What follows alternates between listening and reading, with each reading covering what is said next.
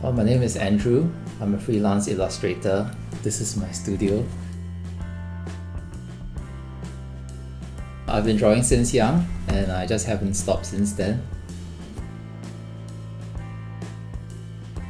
So I'm always producing short stories. It needs to get out of my system. If I don't draw comics, I feel very stifled. So sometimes that can be kind of stressful, but it's fun. Monsters, Miracles and Mayonnaise, my first graphic novel. Compilation of a few short stories. Some of them are done spontaneously and some of them are a bit planned out. The Giggly Floating Fish.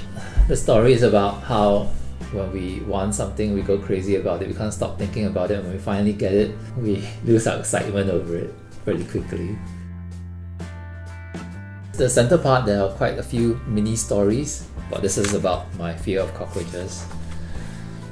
This one is about my thoughts about these locksmith stickers that you find pasted around HDB blocks. Yeah, this story is called Frozen. It's a true story from my younger days in primary school. I came home from school and I found a cockroach. It stuck to my sock, smashed up. Some of the stories from younger days are really fun. I mean, everybody has them.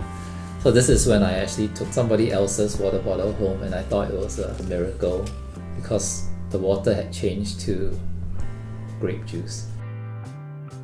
Okay, moving forward is about my experience in getting a driving license in Singapore and how I took 5 times to get my driving license. What I do like to do is to put my life experience and what I see around me into my work because it puts some honesty into the work. It makes it more real and meaningful to me. So since I live in Singapore, elements of Singapore goes into my work. I used to read stuff in the newspaper like the Concrete Jungle, the House of Lim, the political cartoons by Moey. I used to cut them out in the newspaper and stick them in my scrapbook because it's like I'm so amazed at how they can capture a story in such a small space. What I like about comics is that it allows me to play with things in my imagination. Since young, I like playing with action figures. I grew up with Star Wars action figures.